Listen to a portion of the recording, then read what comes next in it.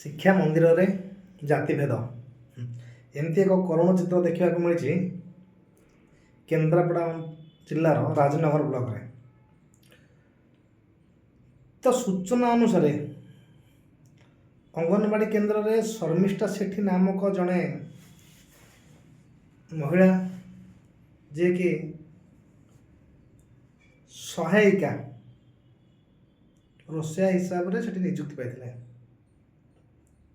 जितेबले ग्रामवासी जानले जे सी हूँ जड़े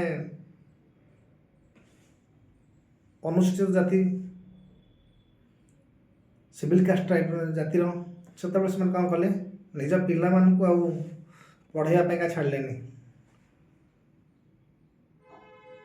तापर कौन है ना सेठिकार जी अच्छा आमर ICDS अच्छा सुपरवाइजर अच्छा कि आमर CDP अच्छा जो मैंने भी अच्छा समस्ते कौन कले ना जाकि गाँव लोक बुझाबुझी कलापर भी से छाड़े ना पिला एमती धीरे धीरे बीती बीतिकी 81 दिन है से सेंटर रे कौन ना ताला पड़ी अच्छी।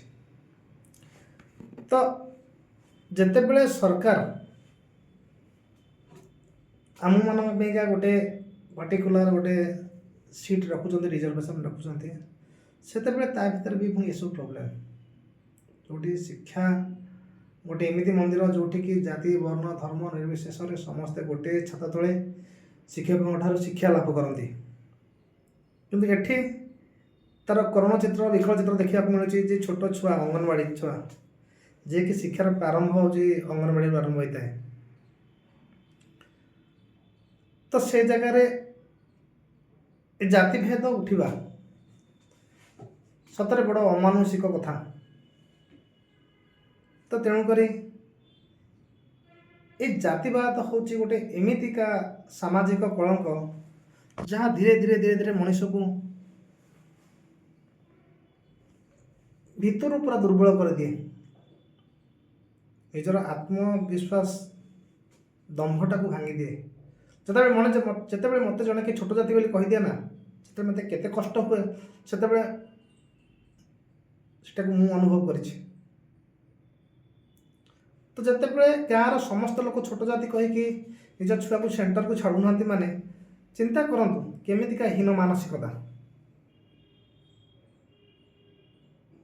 तो आमको वर्तमान परिवर्तन होगा पड़ो केते दिन आम एमती छोट जाति गछ जाति की बंचीबा आम जदि आम छोट जाति नुह ताले आमको संविधान नियम अनुसार सब प्रकार फैसिलिटी दिया जाऊ आम ब्राह्मण को पिंडा बस पारू ब्राह्मण मैंने भी छुआ छुआ कहींपारे। तो विचार आपण मानकर आपण मैंने चिंता करी कमेंट माध्यम जनइबे।